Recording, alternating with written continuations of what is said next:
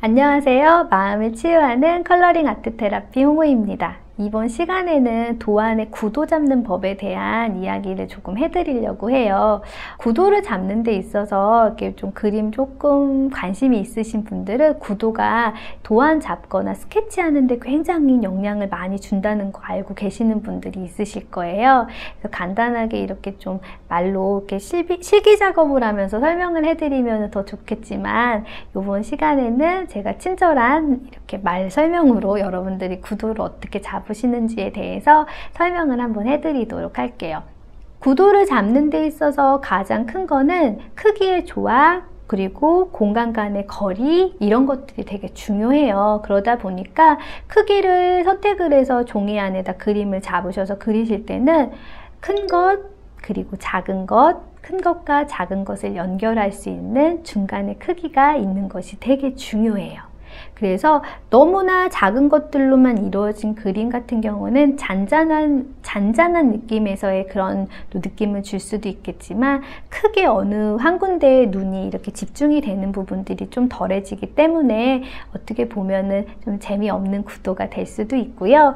너무나 큰 크기로 해서 그냥 몇 가지에 이렇게 듬성듬성 되어 있는 그런 구도가 되어 있다라고 보면 이게 좀 디테일한 표현들이 조금 많지 않기 때문에 그런 부분에 있어서 또 어떠냐면은 너무 좀 어떻게 보면 건성건성 그림이라는 느낌을 좀 주실 수도 있는 부분들이 있거든요. 그렇기 때문에 큰 것을 그리고 작은 것을 그렸다면 큰 것과 작은 것을 연결할 수 있는 또 하나의 어떤 것, 중간의 크기가 도안을 잡거나 이럴 때는 굉장히 큰 요소로 작용이 된다는 거 여러분들이 기본적으로 알고 계시면 좋을 것 같아요. 그러니까 수업 안에서 구도 잡는 법에 대해서 설명을 항상 매번 이렇게 하면서 드리는 부분들이 있으니까 뭐 수업을 들으시는 분들은 나중에 더 도움이 되실 것 같다는 생각이 들고요. 혹시라도 수업을 듣지 않아도 구도 잡는 것에 대해서 좀 도움을 받고자 하는 분들은 이제 또 다른 의미에서 또 드릴 수 있는 부분들은, 예를 들어서 꽃을 표현한다고 했을 때는 꽃이 그냥 화병이나 이렇게 땅에서 자라는 효과대로 해서 이렇게 밑에서 이렇게 올라오는 형식으로 꽃꽂이를 하는 형식, 아니면 꽃병이 이렇게 있는 형식 같으면은 길이의 변화를 좀 주시면 돼요. 제일 큰 것과 조금 어때요? 좀 작은 것과 그것과의 중간의 단계에 되는 길이의 변화로 또 변화를 주실 수 있는 구도의 변화가 있을 수 있고요. 물론 구도를 주실 때는 여러분들이 항상 유념해야 되실 부분들이 있어요. 변화가 너무 지나치게 되면 통일감을 해칠 수가 있고요. 너무 통일감이 지나치게 되면은 어떠냐면 재미없는 구도가 될 수가 있어요. 그래서 변화와 균형과 통일감을 이룰 수 있도록 여러분들이 그림 안에서 길이라든가 크기라는 것들을 조절하셔서 구도를 잡는 데 있어서 도움을 받으시면 좋을 것 같고요.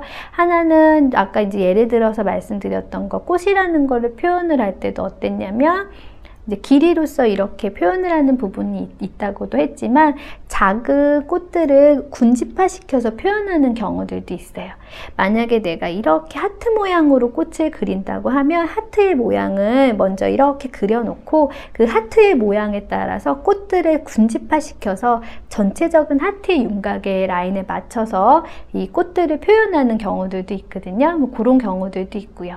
아니면 우리가 평소에 크리스마스라든가 이럴 때 보면은 이렇게 리스 같은 거 많이 하잖아요. 이렇게 방이나 벽에다 그려놓는 도넛 모양으로 생긴 뭐 이러한 형식으로 만들어서 그것을 이제 변화 있게 조금 큰 꽃과 작은 꽃들의 결합으로 해서 그 군집을 이렇게 형상화시키는 작업들도 도안 작업에서 굉장히 도움이 되는 부분이라고 보실 수 있을 것 같아요.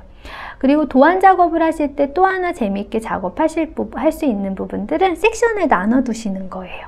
그러니까는 큰 도화지를 저희가 이제 도안 작업을 할 때 컬러링 아트 테라피 테라피 수업에서는 A4 사이즈의 종이를 이용을 많이 했는데요. 그 자체를 섹션을 나눠 놓는 거예요. 내가 요만큼 부분에다가는 네모만이 있다면 섹션들을 막 나눠 놓는 거죠. 칸칸이를 나눠 놓고 그 칸칸이에 들어가야 될 세부적인 표현들을 또 할 수 있는 부분들도 있거든요. 그런 부분들도 구도를 잡는 데 있어서 도안 작업할 때 도움이 될 수 있는 부분이라고 생각을 해요. 중요한 건 구도를 잡으실 때는 변화와 통일과 균형감 있는 표현을 하셔야 된다는 거.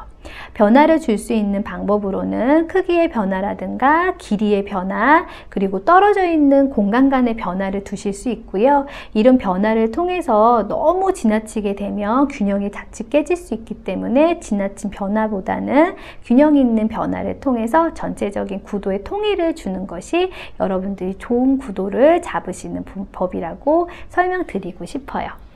이렇게 실습을 할 수 있는 상황에서 설명을 드린다면 여러분들이 더 이해를 하실 수 있을 것 같은데요. 오늘은 간단하게 이렇게 말로도 한번 전달해 보는 시간을 가져보았습니다. 도안 작업을 하실 때 좋은 구도로서 작업하실 수 있는 여러분이 되셨으면 좋겠습니다. 감사합니다.